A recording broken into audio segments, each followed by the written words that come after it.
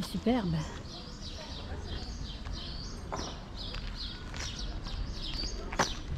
Alors bien sûr, oui, dans l'île, il y a toutes les sculptures, toutes les œuvres de César Manrique, l'artiste d'ici qui a fait beaucoup pour son île. Mais il y a aussi des œuvres de beaucoup d'autres artistes. Et donc, Lanzarote est aussi une œuvre d'art à ciel ouvert.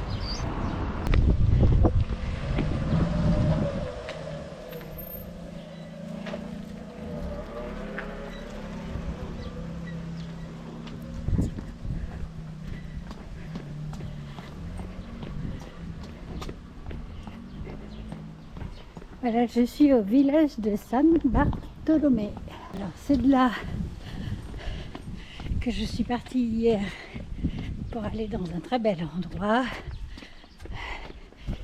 Et je vais vous mettre toutes ces images après cette petite présentation. Bon, ça fait plusieurs fois que j'essaie de vous montrer l'île La Graciosa, mais je ne sais pas si vous la voyez encore. Encore cette fois, elle est dans le creux ici. Voilà, je suis montée à un point de vue pour vous montrer le village où je suis encore jusqu'à demain. Voilà, c'est San Bartolomé. Donc hier, je suis partie d'ici de San Bartolomé et je suis allée au Grilletas de Tías. Grilletas, ce sont des crevasses, c'est des espèces de mini canyons creusés par les laves qui sont descendues des volcans. Et apparemment, c'est le froid c'est en refroidissant qu'elles ont creusé ces mini canyons qui sont très très beaux, très spectaculaires. Donc je suis allée jusque là-bas. Et avant d'arriver là-bas, je suis passée par les vignobles. Ici, c'est une région de vignobles dans l'intérieur des terres. Magnifique. Enfin, je vais vous laisser voir ces images. Je peux y ajouter juste que le vin est bon. On a goûté du blanc qui avait je trouvais un côté de feu justement parce que il avait une espèce d'âpreté dans le goût qui n'est pas désagréable, assez surprenante, d'autant qu'elle s'alliait à une rondeur, enfin oui, la structure est assez liquoreuse en fait. Je pense que c'est à cause du soleil.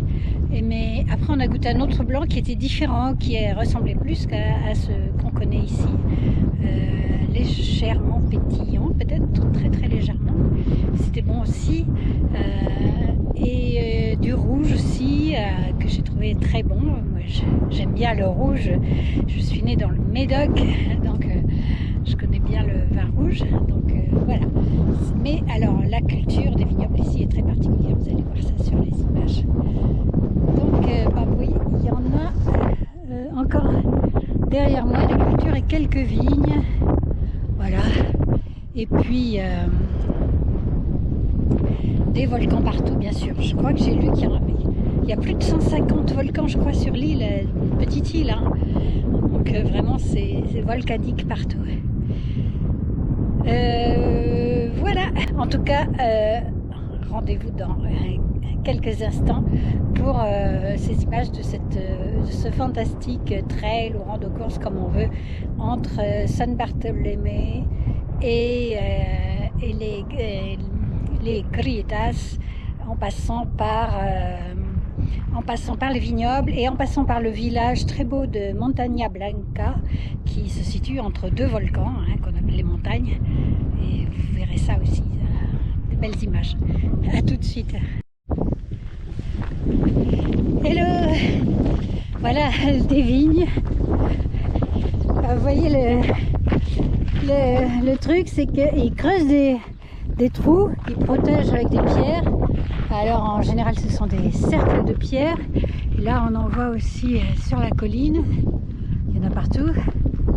Et donc ils creusent profondément pour que la vigne puisse aller chercher, les racines puissent aller chercher la terre à plusieurs mètres du sol et que ça puisse pousser. Donc chaque vigne a son trou.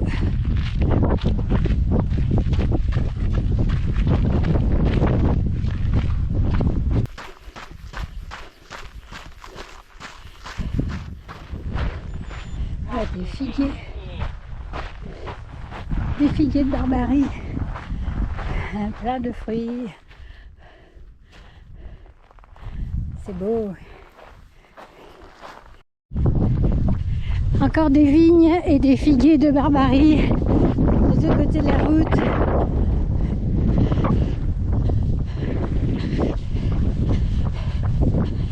Là, voilà les cercles de vignes.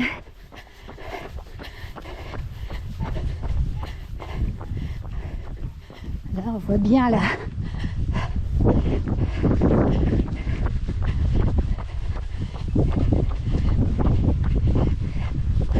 Et ils font du bon vin. Là, on a des vignes. Perte de vue de part et d'autre.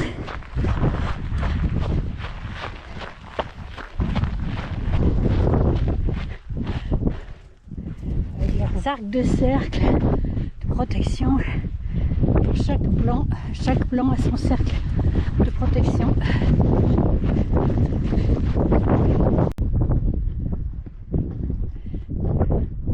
C'est beau, c'est géométrique.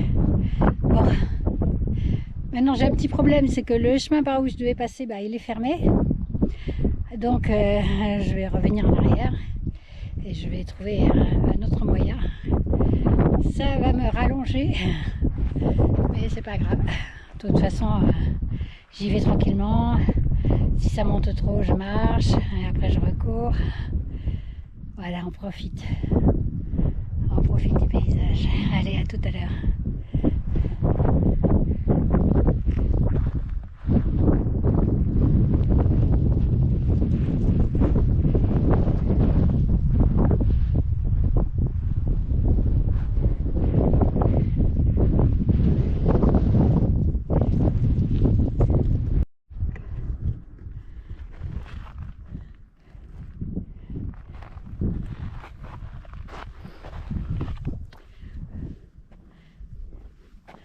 Des vignes des deux côtés. Du coup, j'étais obligée de reprendre la route parce que le chemin était fermé. Il y a de jolies maisons aussi. Enfin, des maisons plus modestes, il y a de tout.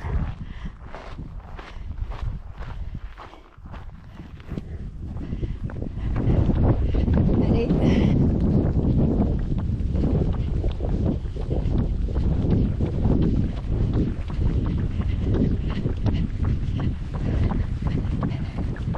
Je vous fais profiter, profitez bien.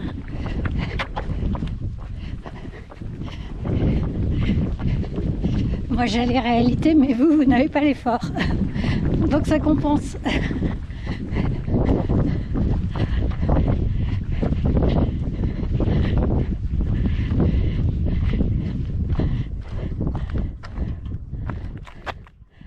C'est beau toute cette géométrie, j'adore. Là, c'est un petit peu plus labyrinthique. Là-bas, on a les arcs de cercle.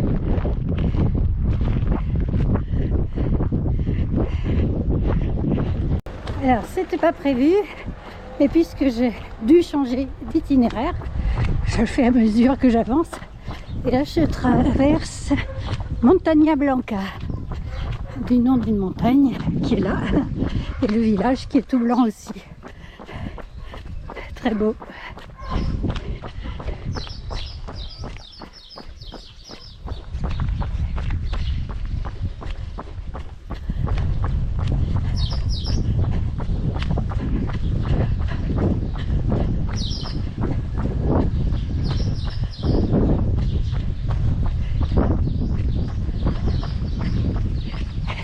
Je ne sais pas si vous entendez les oiseaux. Il y a plein d'oiseaux dans les palmiers. Des chiens au loin aussi. Voilà, je me dirige vers les Les Grilletas de Tias. Les formations rocheuses, elles sont très particulières. Donc là je grimpe sur le chemin et je vous retrouve là-bas.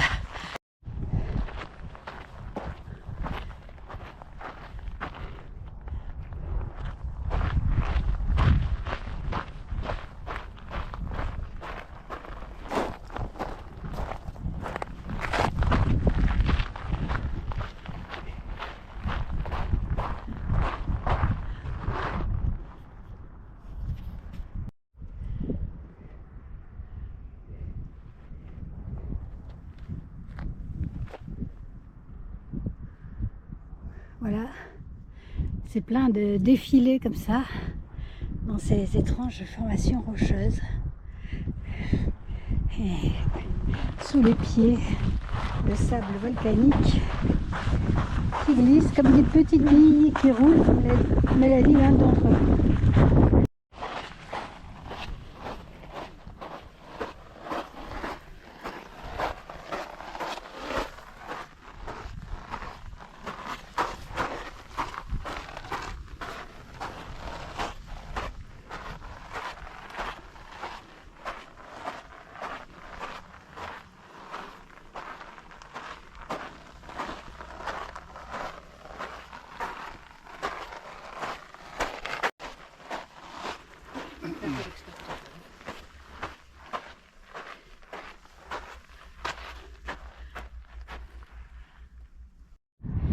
Alors en fait celle-ci c'est la Montaña Guaticea et la Montaña Blanca qui donc donne son nom au village, c'est celle-ci. Donc le village de Montaña Blanca, il est entre deux montagnes. Tous ces escargots accrochés dans des buissons complètement secs.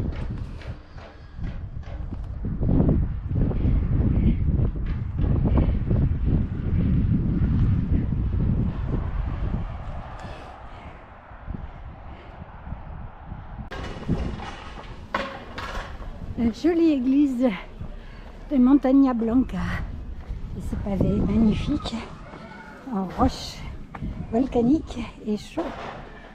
Bon, c'est fermé je crois. Ouais.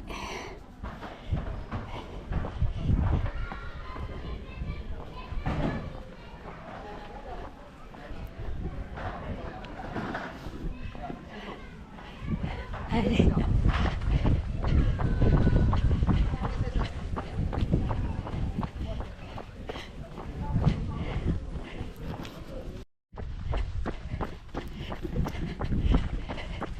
Voilà, après cette petite excursion dans les Grilletas, ces roches singulières,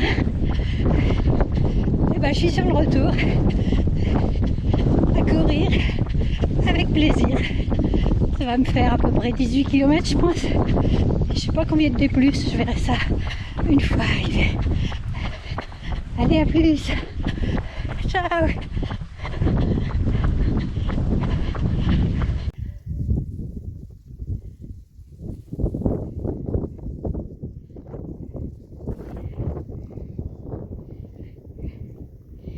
On entend le vent et les tourterelles. Là, on les entend peut-être plus. Mais sinon, c'est ça, il y a beaucoup de tourterelles ici.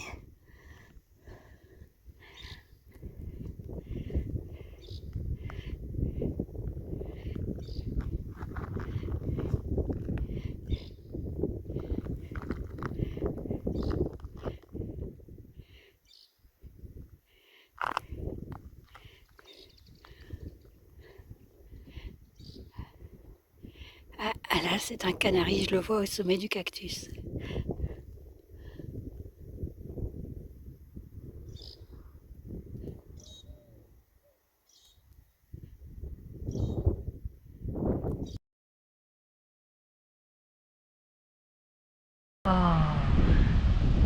Une côte absolument splendide. Et des couleurs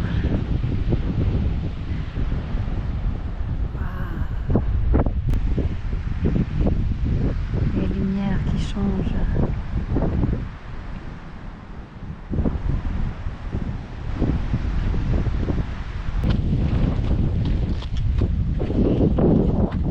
Salut! C'est super beau, n'est-ce pas? C'est magnifique. Et je manque d'ici là.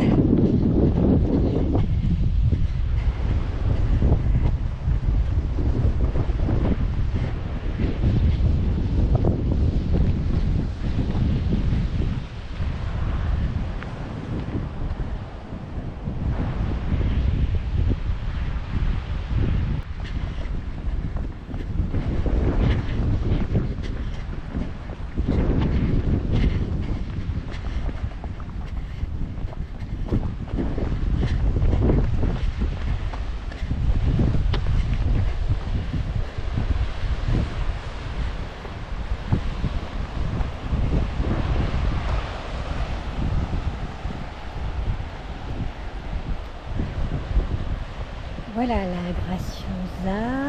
Alors, voilà. Puis là, les superbes falaises. C'est la plage qui va Famara.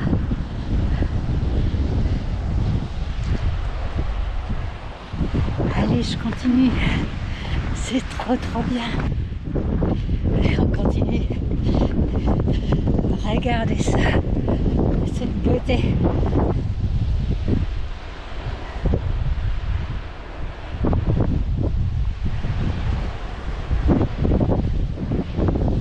Voilà un petit chemin super agréable pour courir qui longe la mer.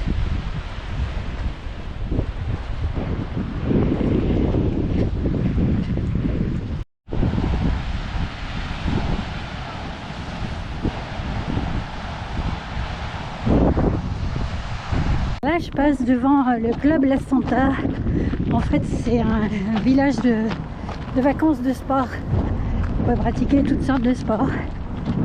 Voilà, c'est à 2 km de La Santa, je crois, du village. Moi, je suis pas ici, je suis dans le village proprement dit.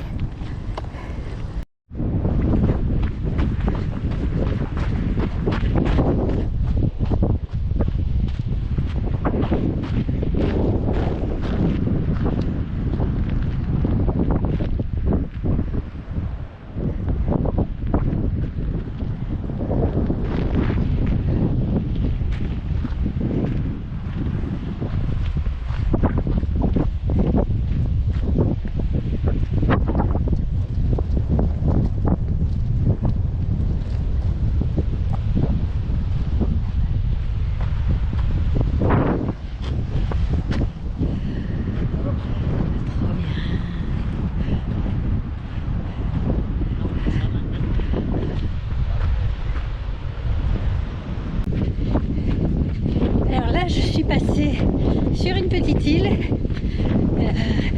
qui s'appelle la Isleta, je crois. Petite île. Voilà. Je vous montre.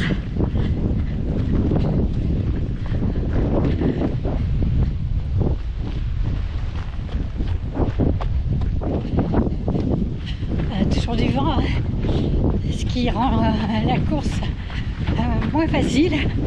Disons qu'en trottant, c'est déjà un effort. Mais c'est tellement beau.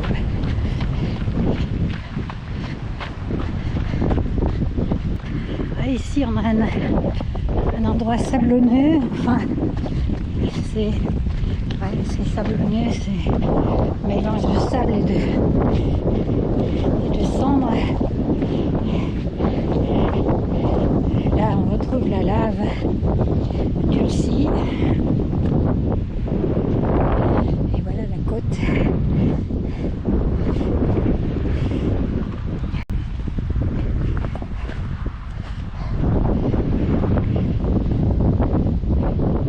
Il y a des surfeurs.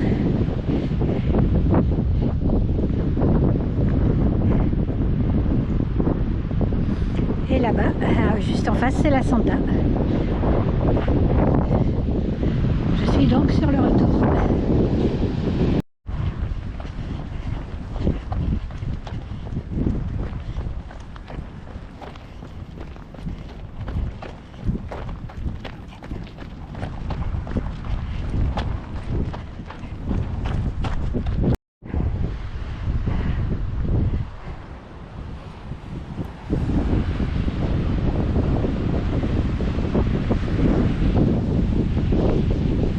pêcheurs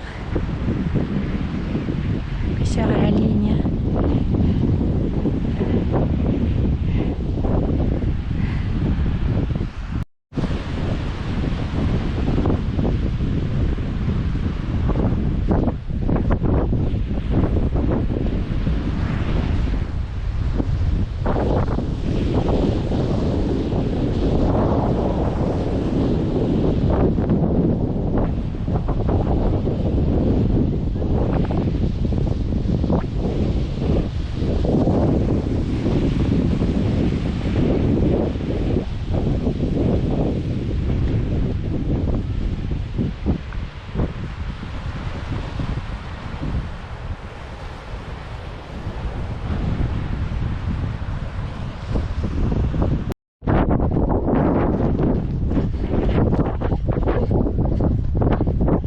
Voilà un autre bord de mer avec de la végétation, sans doute un peu marécageux.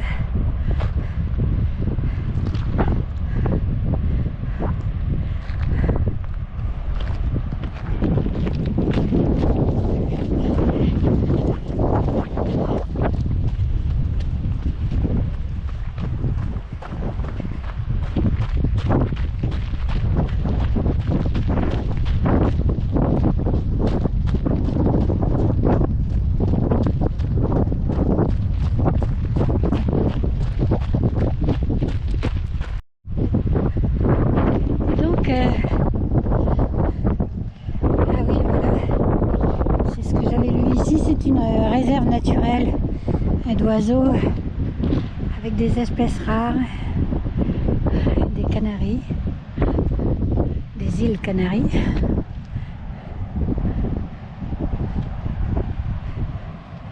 Des plantations aussi, du moins des plantes rares aussi, aux îles Canaries.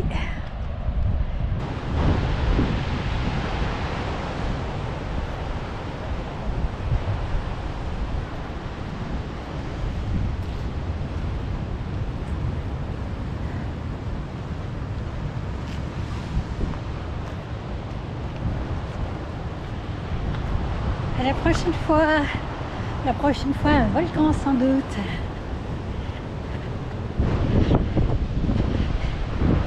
Ciao. Je vous montre encore un peu la Santa, le village.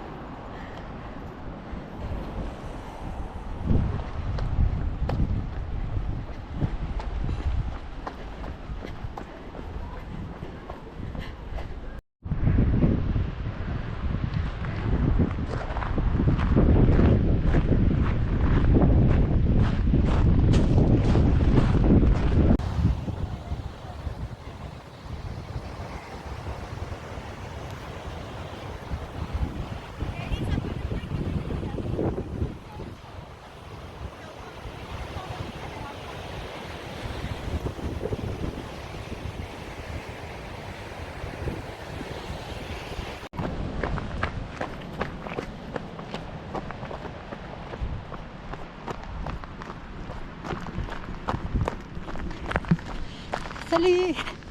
En route pour un volcan en longeant l'océan. À toutes!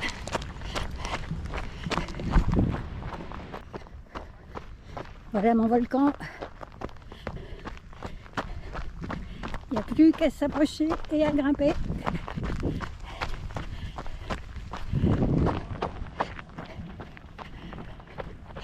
Allez.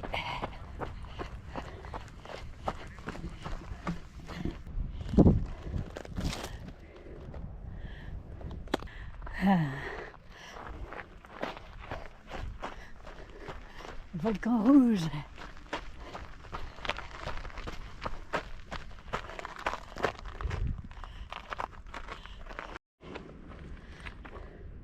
Alors là, on est dans le cratère du volcan, à l'intérieur. Voilà.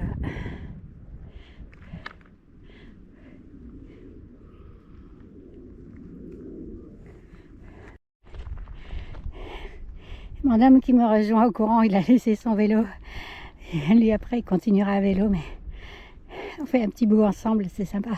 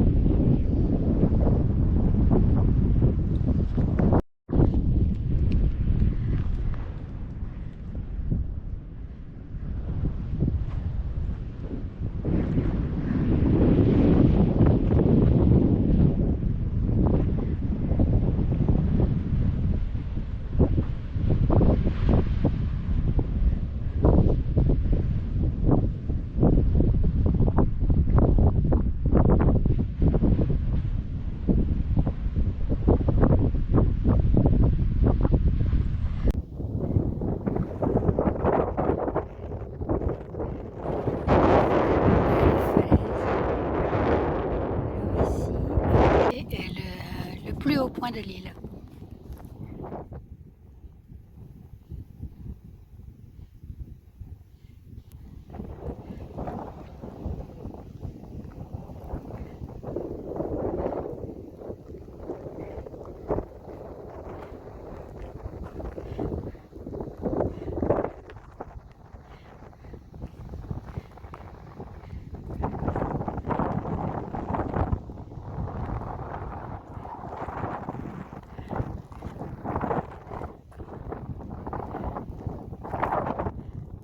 Voilà, je cours dans ce désert à perte de vue.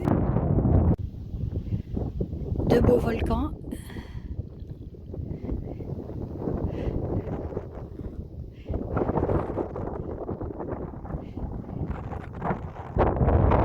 La falaise, les îles et l'océan. Qui dit mieux?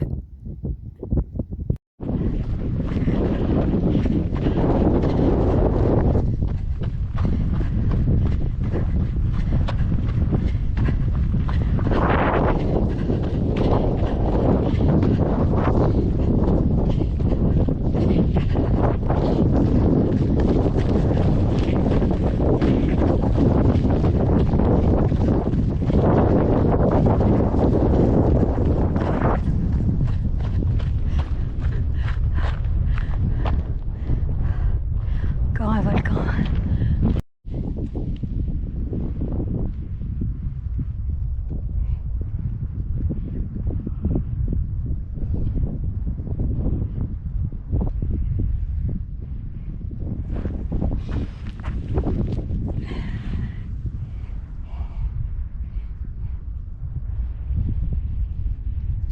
Elle est belle, elle commence à être fossilisée.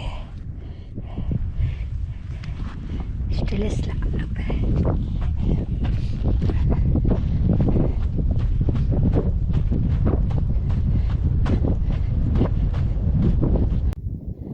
Un joli volcan.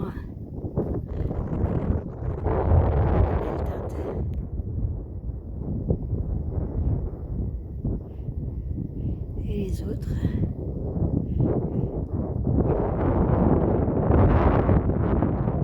Et voilà le village de Famara.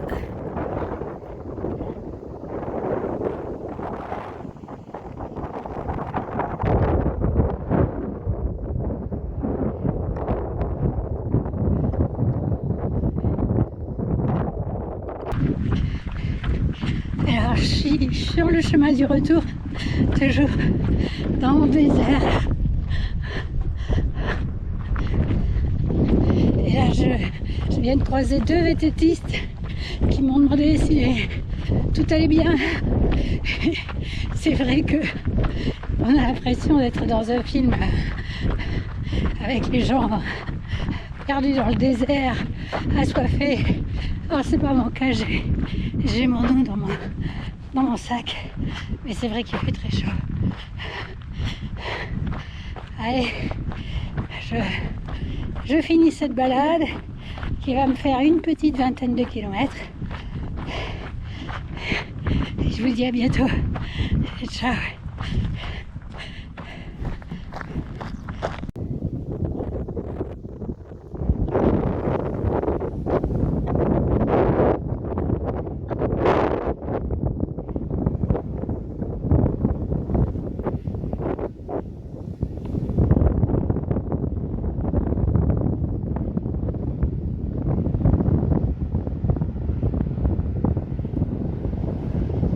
Chevaux de Neptune, crinière blanche.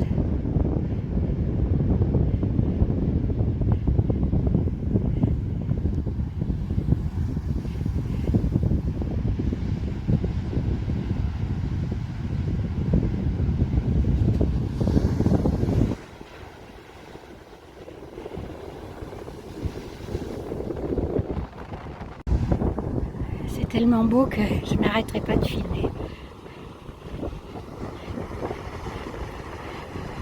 C'est magnifique comme les vagues,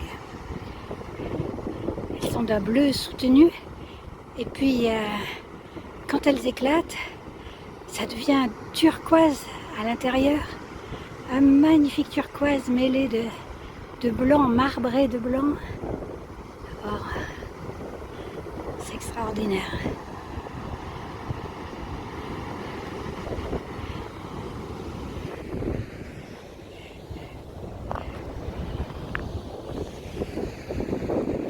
Allez, je laisse les volcans derrière moi et les falaises.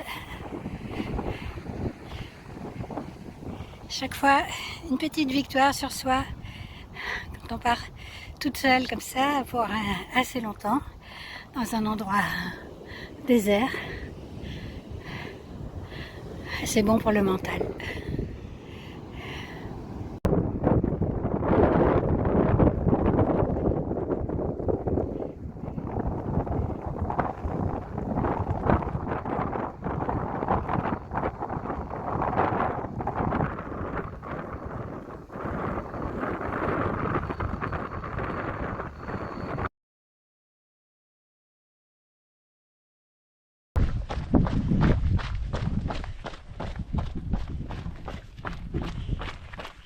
Hello, me voilà dans un nouvel endroit.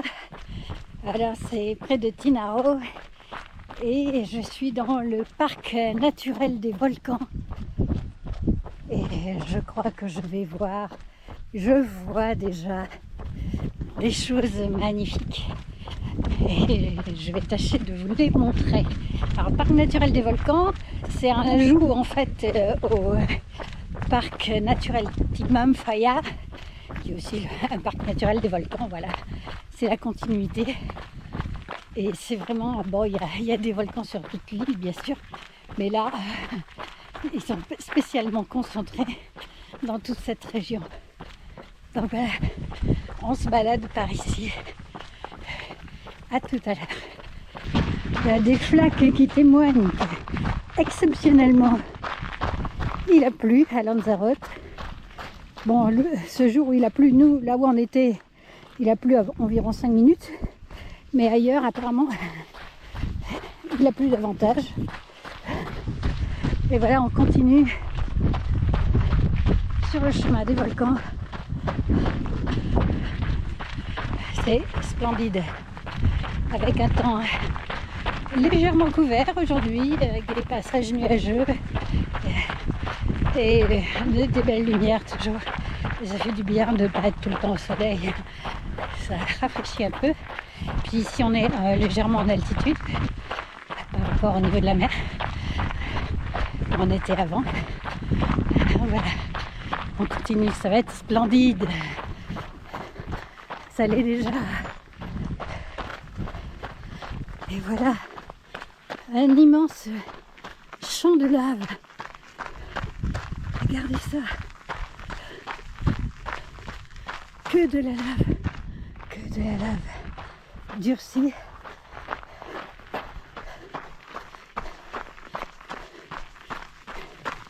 Jusqu'au pied des volcans qui sont là-bas. Toute la coulée. Ça continue de l'autre côté de la route. De l'autre côté du sentier qui sont dégagés. Mais là on est au pied d'un autre volcan, donc ça s'arrête là, voilà. Vous voyez ça, sur des mètres d'épaisseur, ces champs de lave, juste couverts d'un maigre lichen.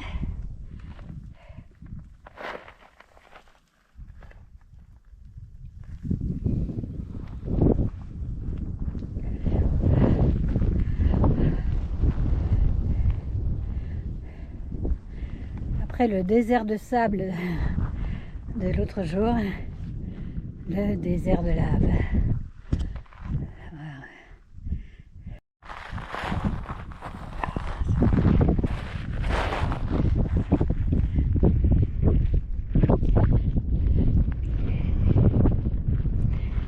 Des mètres de lave accumulés sur des épaisseurs.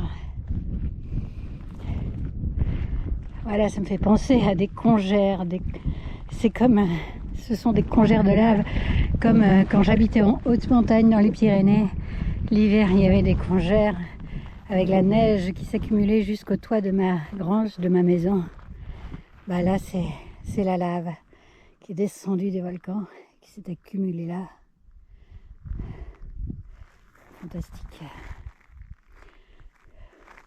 On est sur Mars ici, hein. Une espèce de puits dans la lave, de trou, puis après il y a une faille. Il doit y avoir des chemins là-dedans. Oui. Pas vraiment praticable, à part pour des laves de volcans.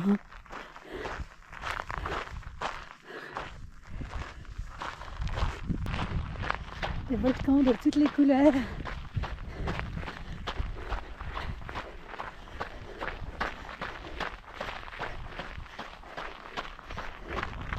Celui-ci qui est couvert de verdure.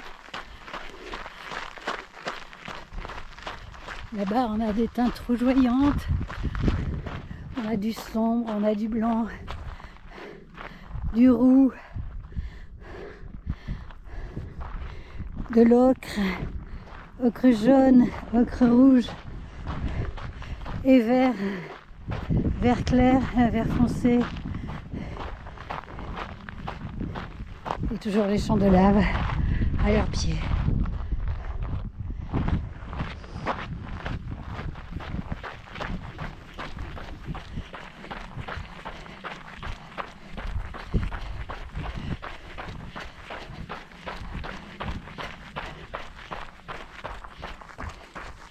On est heureux de courir. Alors, ce volcan verdoyant, c'est mon but du jour, pour ma petite balade du jour. Et il s'appelle Montaña de la Peña de Santa Catalina. Il culmine à 456 mètres.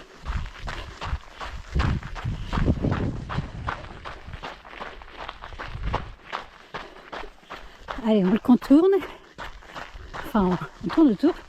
Et on va voir ça.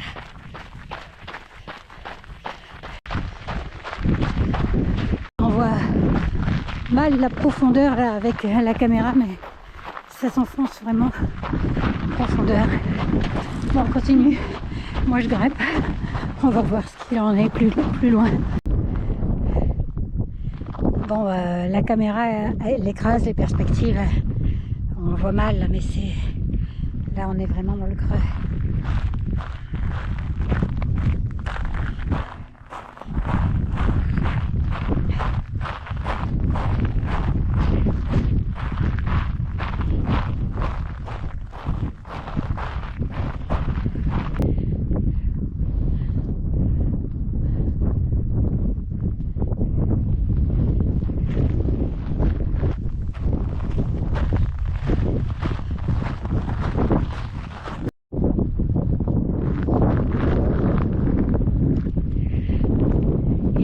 hauteur, il y a un peu plus de vent et je vous fais un point de vue panoramique de toute cette splendeur, tous ces volcans qui m'entourent d'ici.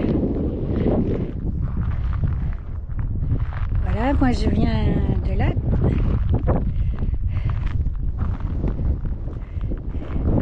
Et je vais retourner par là-bas.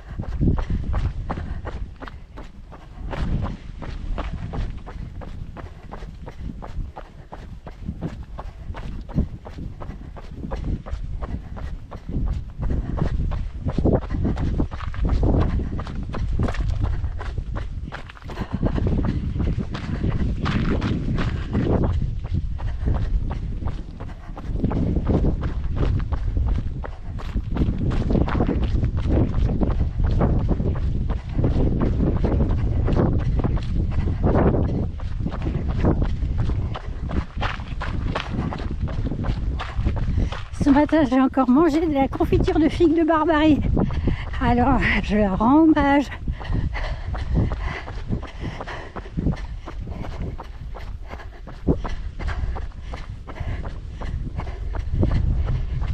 Et voilà, même de l'intérieur des terres, on voit la mer.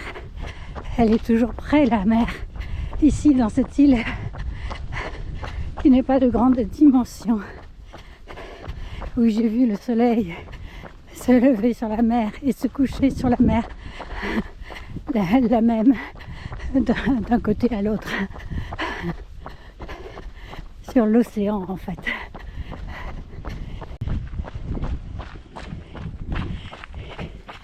Salut! Alors voilà mon but du jour, je vous le montre. Ces deux volcans superbes, la Caldereta et la Caldera Blanca. Je vais vous retrouver là-bas ou un peu avant. À tout à l'heure.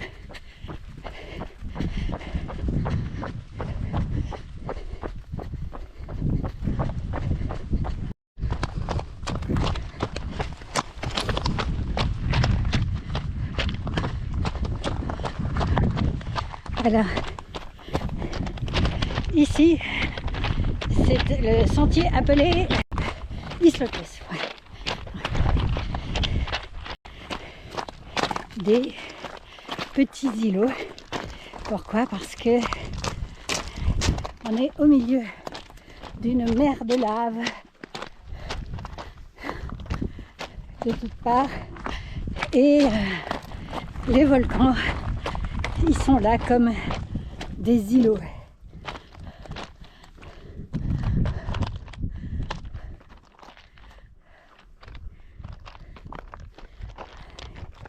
Voilà, un sentier bien caillouteux, hein. Ils ont dégagé de leur mieux, mais c'est vrai qu'on a de belles épaisseurs de lave. Sentier Islotes, des îlots qui passent dans cette mer de lave, comme nous l'avons vu. Là, on voit même plus les îlots parce que la couche de lave est trop épaisse, mais ils vont réapparaître.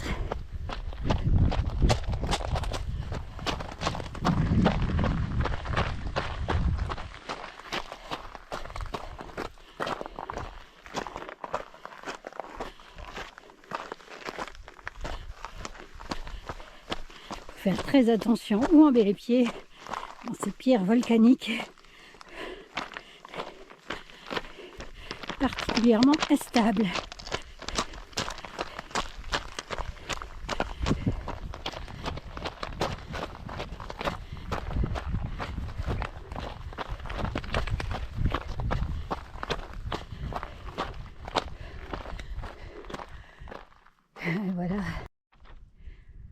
avec des chaos de roches volcaniques comme ça, enfin de lave en fait. On imagine la violence de tout ce qui a déferlé depuis les volcans où on va. Bon, là, ils ont tracé un petit sentier dans la lave qui reste quand même bien instable, mais qui est praticable. Et là, on a aussi des trucs comme ça. Je pense que on dirait qu'il y avait des sorties de lave aussi par des creux comme ça. C'est assez fantastique. Et voilà l'arrivée au cratère de la Caldereta, le plus petit des deux volcans.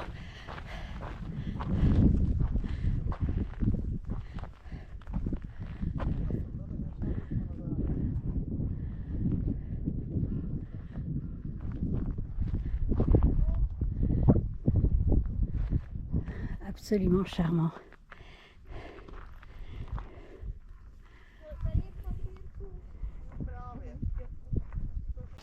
Ah, un petit miracle en chemin dans ce désert de lave. Et voilà la Caldera Blanca. C'est là qu'on va monter. Je vous laisse admirer un peu. Je vais avancer un peu.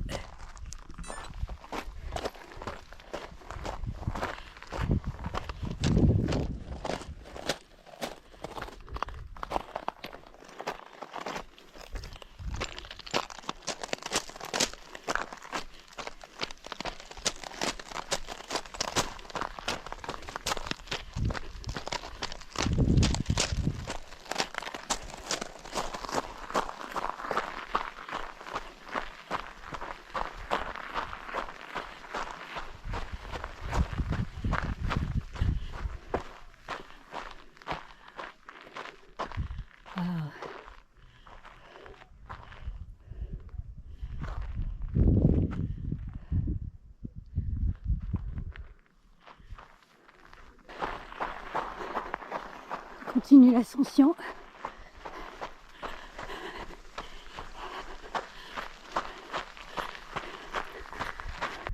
Alors je viens de là, en fait, je m'étais trompée de chemin, j'étais partie par là. Et donc j'ai fait demi-tour. Et voilà le chemin qui me rappelle les grilletas que j'avais visitées. À Tías. Je crois que ce ne soit pas la même chose. Hein.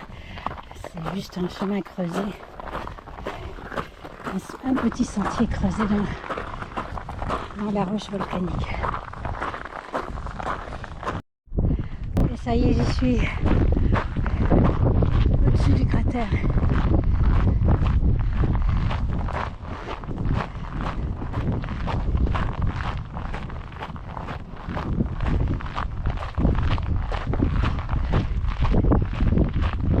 Extraordinaire cratère.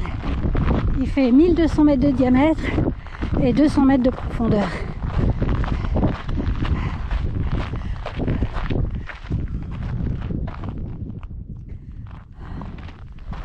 Je monte encore.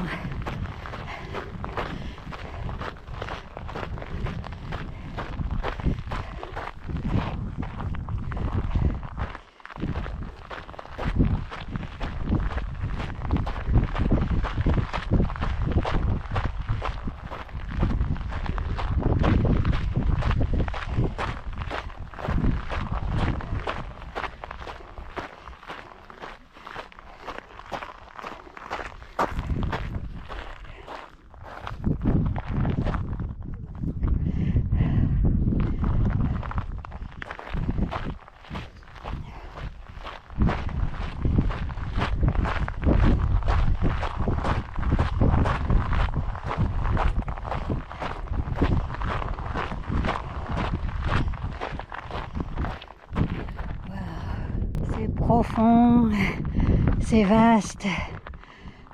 Alors, il semblerait que ils doivent cette conformation et surtout cette couleur au fait que quand il est entré en éruption donc au XVIIIe siècle, il a éjecté de la lave et aussi de l'eau de mer, donc dans un mélange qui aurait donné ce spectacle prodigieux qu'on a aujourd'hui.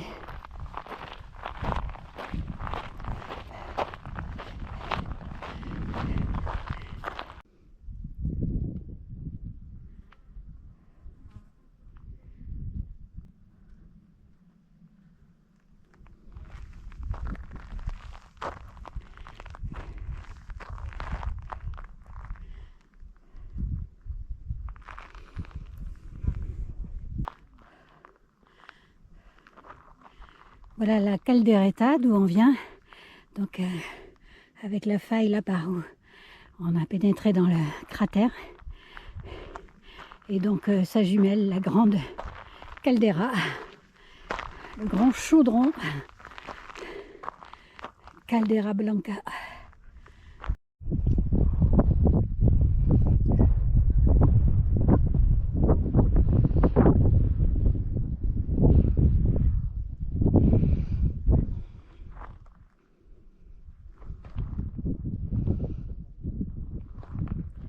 Voilà les îlots au milieu de l'océan de lave.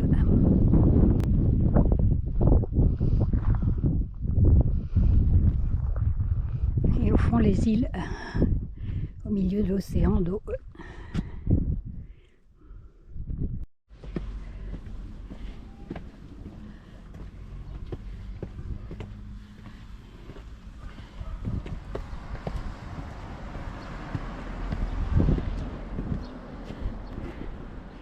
En route pour l'ermitage de Notre-Dame des Douleurs, la patronne de Lanzarote, dite aussi Notre-Dame des Volcans. On est en balade tranquille. Et j'en profite pour vous remontrer là-bas Caldera Blanca et la Caldereta.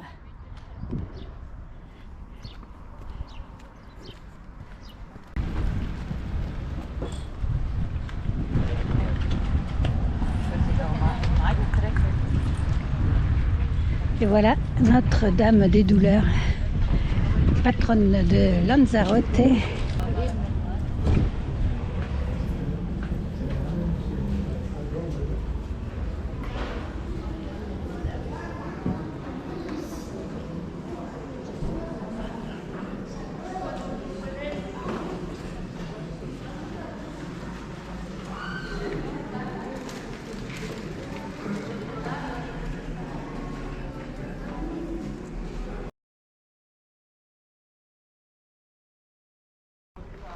Alors en fait, vous avez vu à l'intérieur de l'église, il y a une vierge habillée tout en noir. Bon, je me suis pas approchée parce qu'apparemment il y allait avoir une messe et il y avait des gens qui étaient installés là.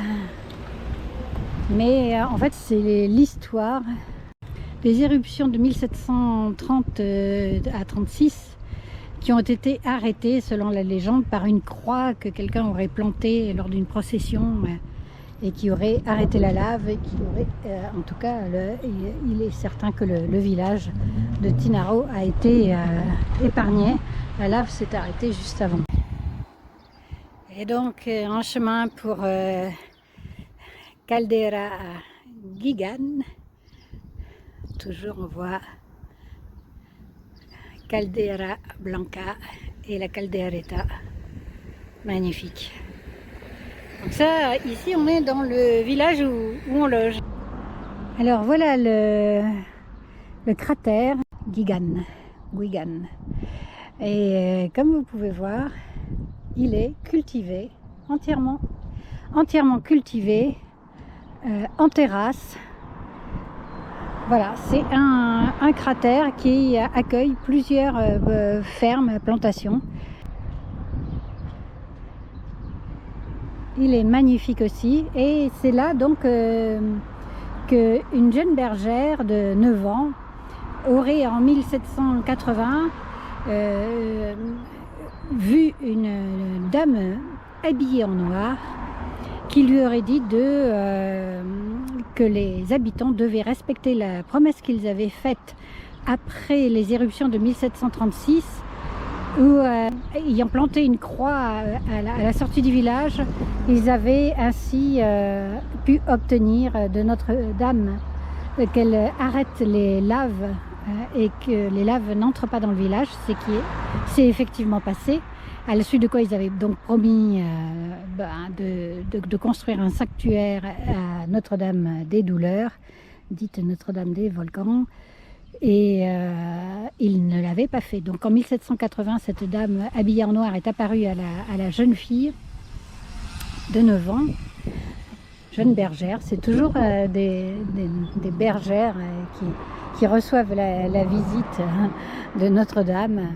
Et elle gardait des chèvres. Elle a dû lui apparaître 2 fois pour qu'enfin les habitants la croient. Et la deuxième fois, elle lui a posé les mains sur les épaules et laissé la trace de ses mains sur les épaules, ce qui a convaincu les habitants qui ont donc construit cet ermitage, cette église qu'on a vue à Notre-Dame des Douleurs. Et grâce à quoi ils ont été épargnés à l'éruption suivante. En 1824, ils ont fait une procession aussi à la sortie du village avec la statue de Notre-Dame qui a arrêté, donc dit la légende, les laves avant le village. Enfin ça c'est, en même temps c'est une réalité, les laves se sont bel et bien arrêtées avant de submerger le village. Voilà. Donc ce magnifique cratère où cette petite enfant a vu la dame habillée de noir et qui est représentée maintenant dans l'église. Une jolie histoire qui parle à l'auteur que je suis d'un livre sur la petite Bernadette de Lourdes qui a vu la Vierge à Lourdes, évidemment. C'est très connu, mais il y a plein d'autres apparitions comme ça à des enfants dans le monde, certaines qui sont très connues et d'autres moins, mais qui sont tout aussi charmantes. Allez, on continue la balade. Un joli jardin de cactus. Ah.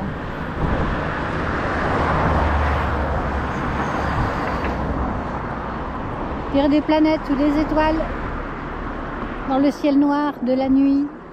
Hello! En route aujourd'hui pour le volcan Montaña Colorada et le volcan El Cuervo, ou Los Cuervos, les corbeaux, qui a un cratère assez remarquable, semble-t-il. On va voir ça. Ça, c'est du single. Tout juste la place de mettre ses 2 pieds à flanc de volcan.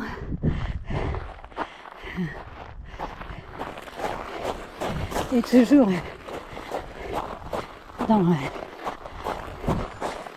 les sables volcaniques.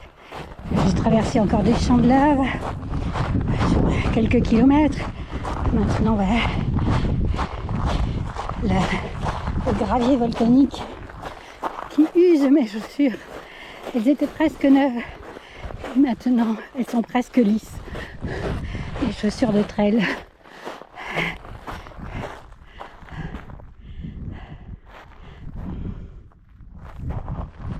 Ah bah là, voilà, on voit la Montaña Peña Santa Catalina, où j'étais l'autre jour, avec sa petite verdure.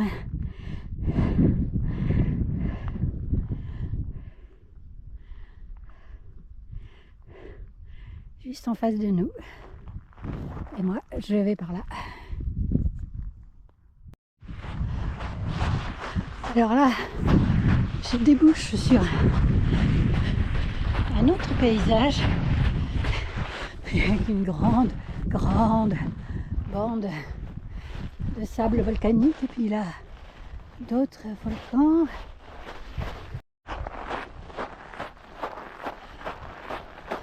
C'est beau ici.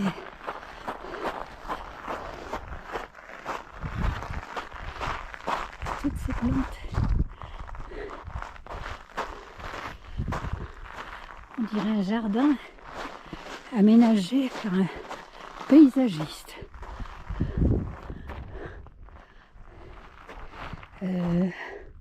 Mais oui, mon chemin, parce que je suis pas en train de m'égarer là, il faut que je le retrouve.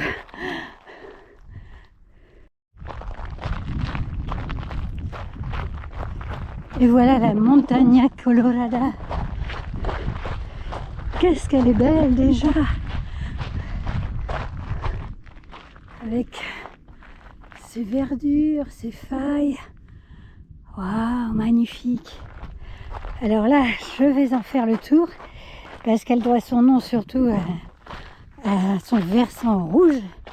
Donc on va faire le tour pour le voir.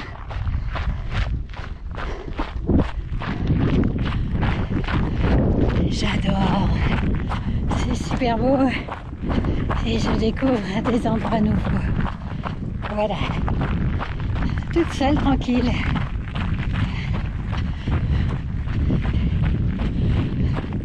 Ah, je vous la montre encore.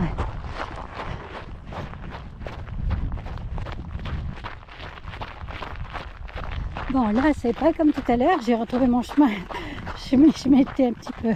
J'étais un petit peu sortie du chemin en allant voir les beautés naturelles. Et là, j'ai un chemin apparemment bien tracé. Je sais pas s'il fait tout le tour du volcan, mais c'est possible. Donc, je n'ai pas à me préoccuper de chercher mon chemin. Allez, on y va.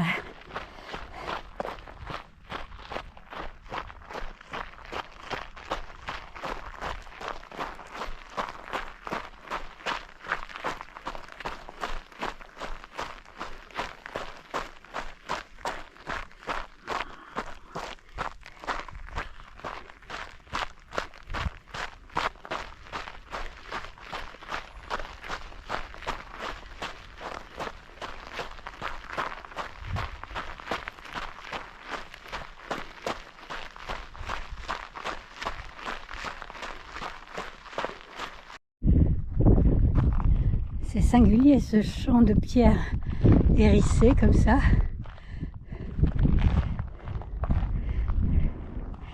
Et alors là, je pense qu'on commence à arriver au côté rouge de la Montaña Colorada.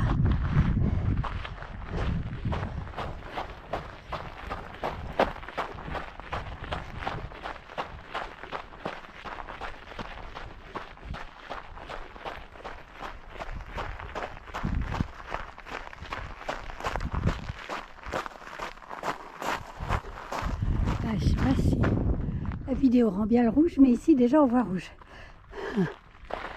On continue de voir si ça continue.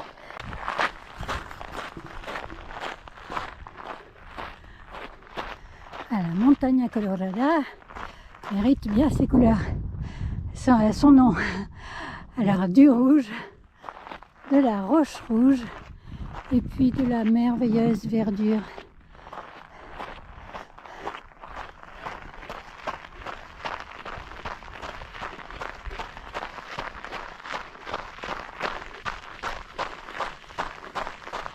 Alors en face, je crois que c'est la montagne, je crois qu'il appelle Nora.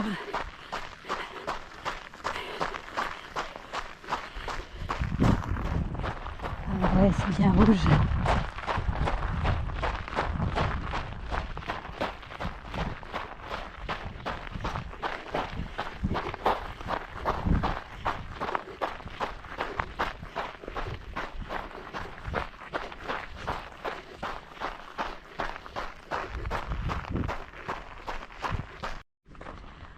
Allez, elle mérite qu'on s'y arrête un peu.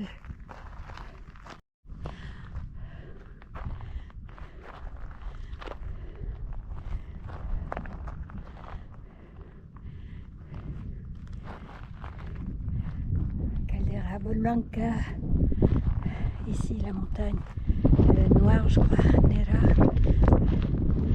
et la Montaña Colorado, rouge et verte, et ocre brun, ocre rouge, ocre jaune avec certaines pierres, des verdures qui étincellent différemment selon la lumière et leur espèce.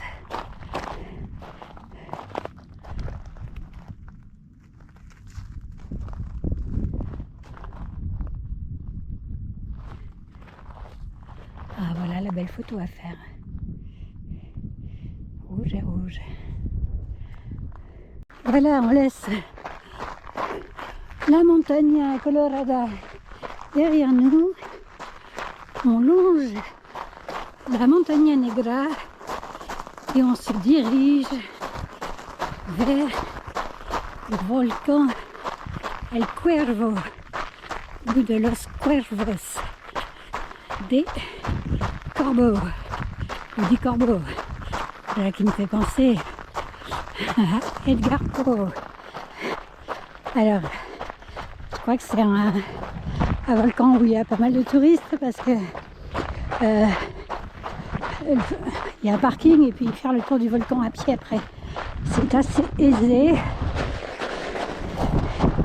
Et moi je veux voir surtout le cratère qui est très beau paraît-il.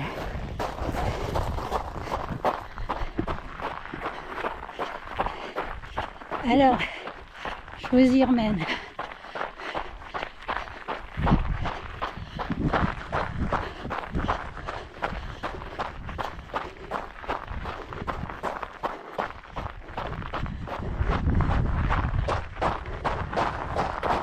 Là-bas.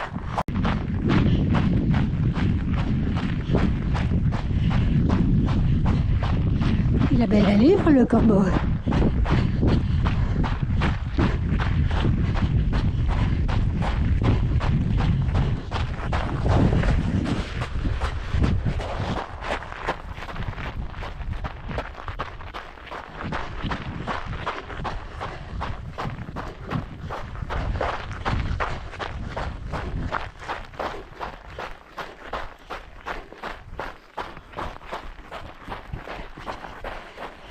Il fait chaud, il y a beaucoup de soleil. Je parie que je suis aussi rouge que la montagne Colorada.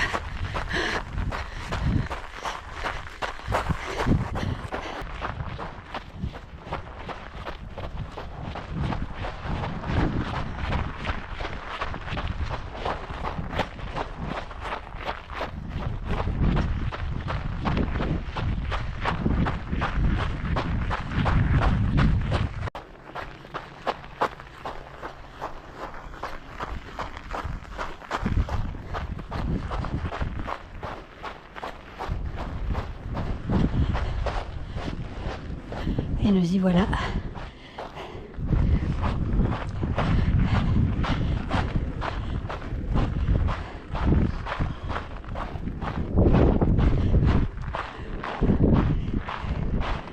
En descendant le cratère.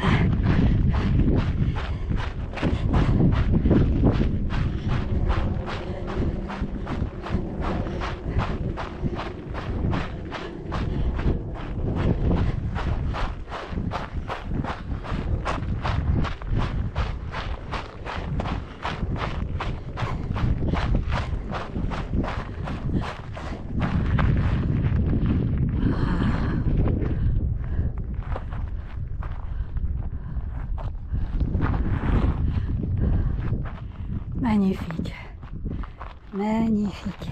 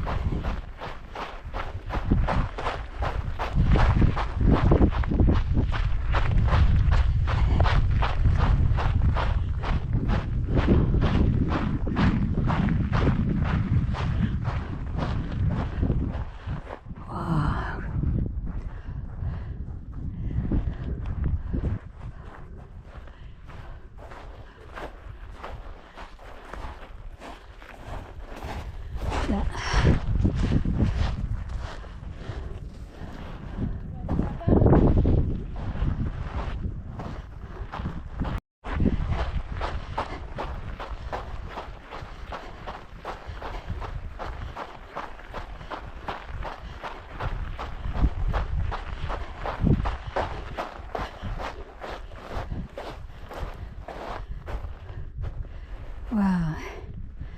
Vraiment, chaque volcan a son cratère singulier.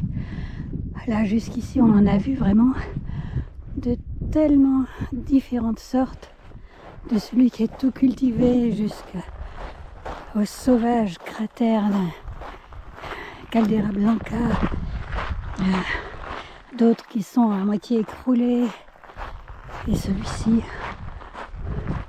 qui est vraiment splendide et qui du coup est aménagé pour qu'on puisse le visiter. Voilà, il est interdit de monter sur les parois, bien sûr. C'est beaucoup trop instable. Donc, c'est pourquoi ils ont tracé un petit sentier, des petits sentiers qu'on puisse emprunter en toute sécurité.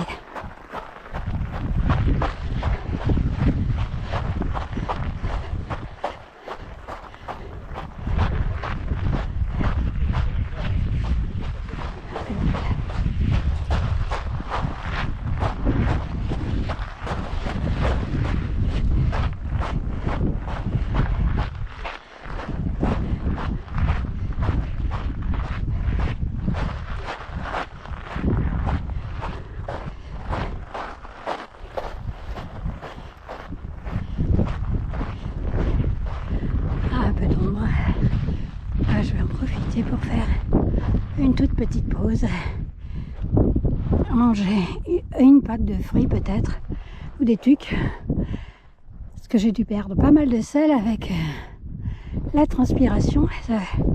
Là j'ai fait 10 km déjà, et maintenant je vais pouvoir repartir après avoir vu cette merveille, une de plus.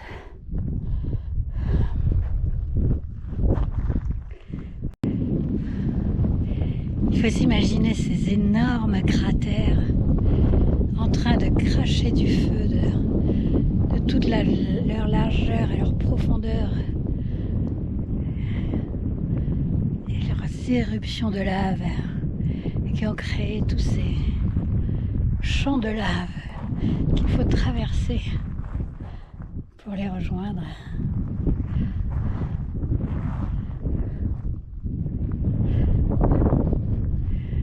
Si on passe par la route, bien sûr, même si on traverse les champs de lave par la route, on ne s'en rend pas compte, mais à pied, en courant ou en marchant ou en vélo, ça fait une différence.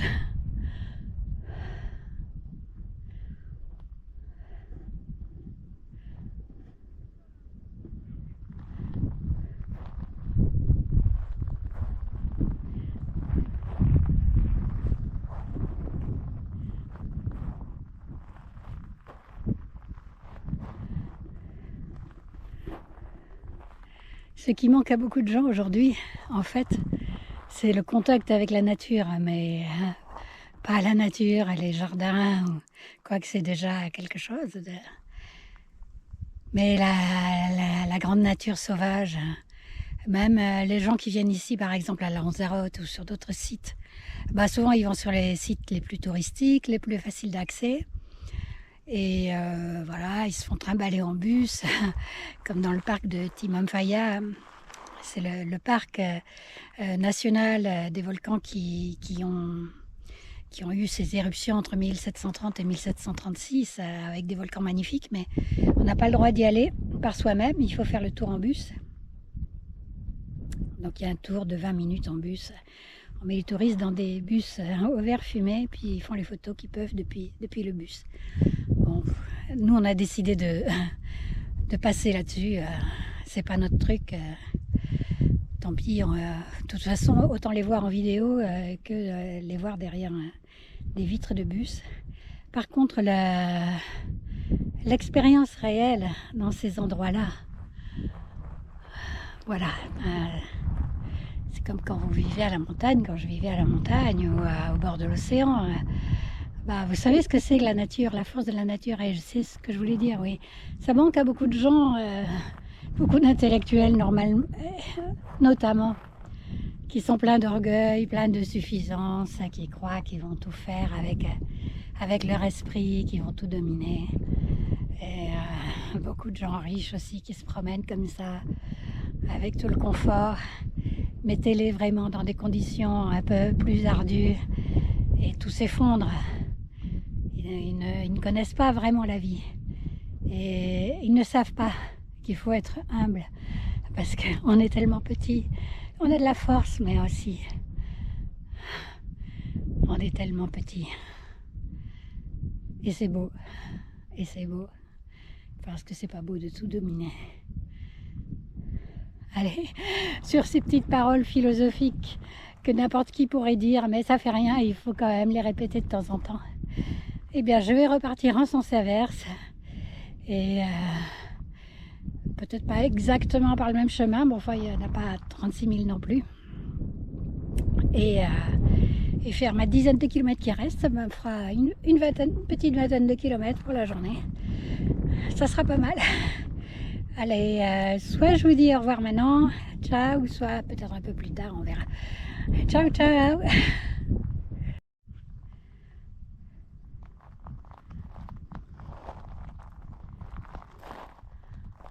Le corbeau. C'est vrai que ça évoque des corbeaux. Waouh, waouh, waouh. Voilà l'arrivée à Caldera Ria. Waouh, voyez-moi ce cratère. Wow.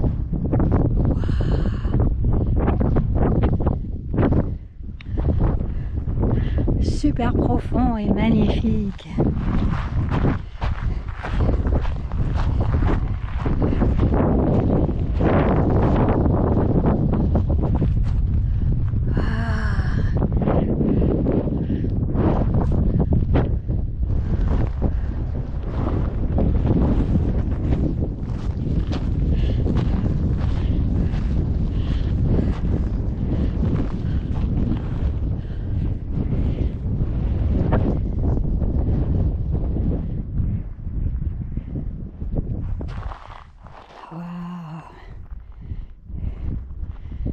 Trop beau.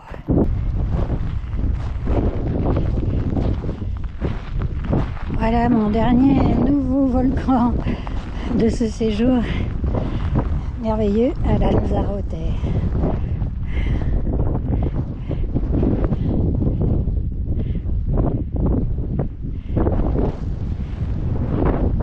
Terminé en grande beauté et dans le vent.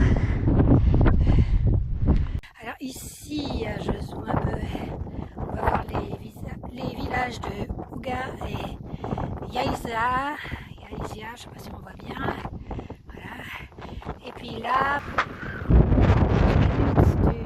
de Timanfaya avec les volcans del Fuego, voilà tout ça qui a explosé entre 1730 et 1736 et aussi en dehors du parc, là où on est, notamment El Cuervo, on en reparle.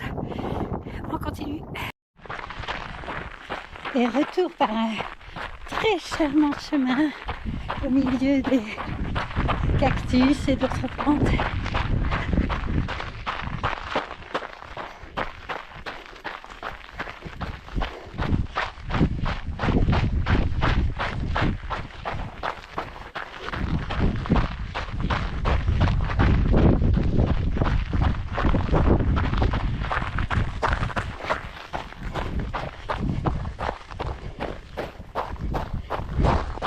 Un petit single adorable.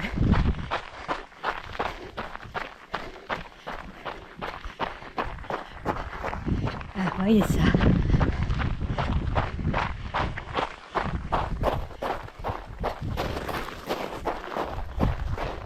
Ah. Et juste derrière, la mer de lave. Super.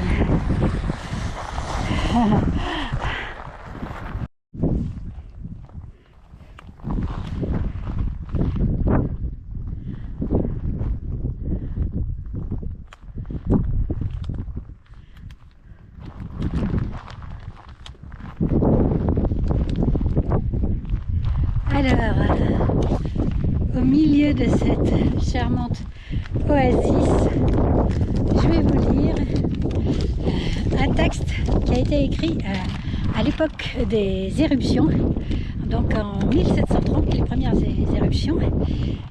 Et il faut savoir que la première éruption a eu lieu au volcan El Cuervo, qu'on a vu hier, qu'on a vu la fois précédente. Et c'est le premier volcan qui est entré en éruption, et ensuite ça a fait un effet domino, et tous les autres volcans de la région pratiquement sont entrés en éruption. Et voilà ce qu'écrivait donc le curé du village de Yaiza, qui s'appelait Andrés Lorenzo Curbero, le 1er septembre. Je vous lis son texte. Le 1er septembre 1730, entre 9h et 10h du soir, la terre s'ouvrit brusquement près de Timanfaya, à 2 lieues de Yaiza. La première nuit, une immense montagne s'éleva du sein de la terre, et du sommet s'échappèrent des flammes qui continuèrent à brûler pendant 19 jours. Alors, ensuite, quelques jours plus tard, un nouveau gouffre s'est formé et un torrent de lave s'est déversé sur Timanfaya, sur Rodeo et sur une partie de Mancha Blanca. La masse de lave est arrivée et a détruit en un instant les localités de Maretas et Santa Catalina, situées dans la vallée. Le 11 septembre, l'éruption reprit avec plus de force et la lave commença à couler. De Santa Catalina, elle s'est précipitée sur Mazo, a incendié et couvert tout ce village et a continué sa route vers la mer, courant 6 jours de suite avec un bruit épouvantable et formant de véritables cataractes. Un grand nombre de poissons morts gisaient à la surface de la mer, venant mourir sur le rivage. Voilà, donc ça c'est la première éruption. Un mois plus tard, le 18 octobre 1730, il écrit « 3 nouvelles ouvertures se formèrent immédiatement au-dessus de Santa Catalina, qui brûlent encore, et de leurs orifices s'échappent des masses de fumée épaisse qui se propagent sur toute l'île, accompagnées d'une grande quantité de scories, de sable et de cendres qui se répandent tout autour, avec des gouttes d'eau tombant de tous points sous forme de pluie. Le tonnerre et les explosions qui accompagnaient ces phénomènes, l'obscurité produite par la masse de cendres et de fumée qui recouvrait l'île, ont forcé les habitants à fuir plus d'une fois. » Voilà, donc c'est ce qui s'est passé, tous ces phénomènes cataclysmiques, et les habitants fuyaient, et puis ensuite ça se calmait et ils revenaient, et surtout quand ils voyaient que en fait les fumées ne les empêchaient pas de revenir. Et ça a duré 6 ans comme ça, avec des habitants qui partaient et qui revenaient, des accalmies et il y a du vent, et des reprises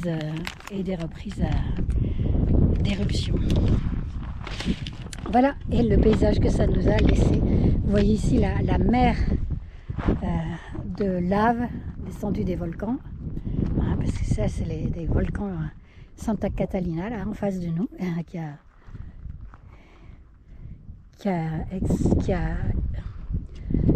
commis ces éruptions. Voilà, en fait son vrai nom c'est Los Rodeos, mais Santa Catalina a été submergée parmi d'autres villages. Voilà.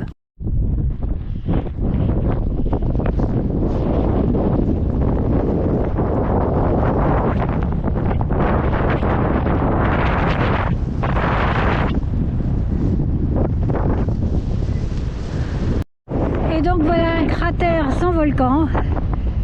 Son volcan a complètement explosé, j'imagine. Il ne reste plus que le cratère. Voilà, on voit un petit peu les bords du volcan là, apparemment.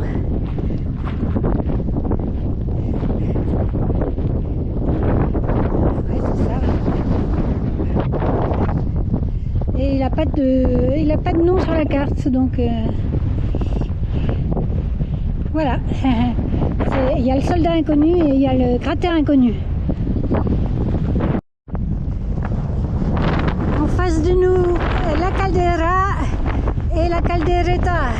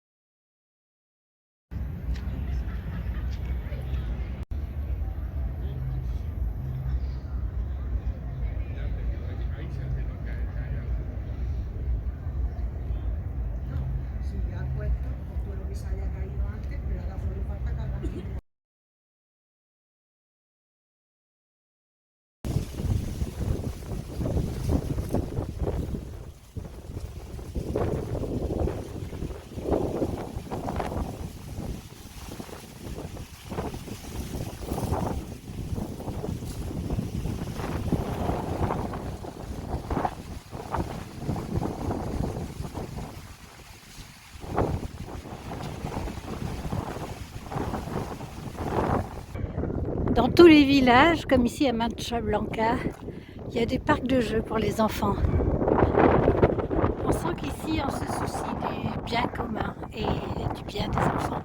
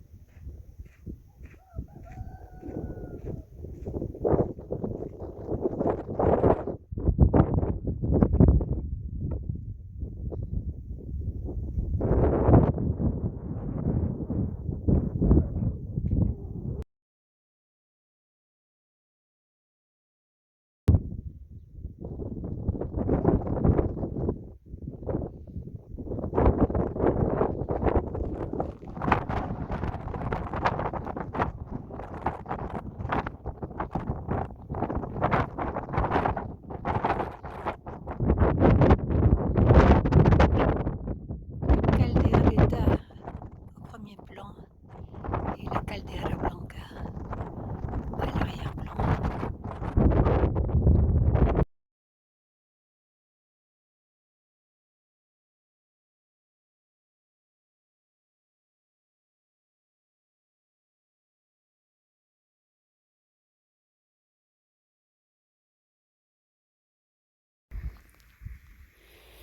Ah tiens, il y a un voyageur qui est perdu sa tongue ici.